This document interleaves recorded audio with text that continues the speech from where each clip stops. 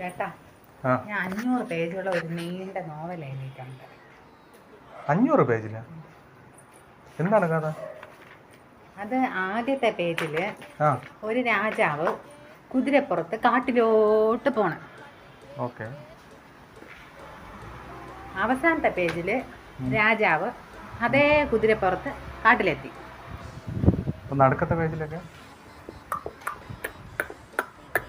കുതിരപ്പുറത്ത് പോയല്ലേ, നീണ്ട ദൂരമുള്ള കാടാണ്. കുതിരപ്പുറത്ത് ഇങ്ങനെ.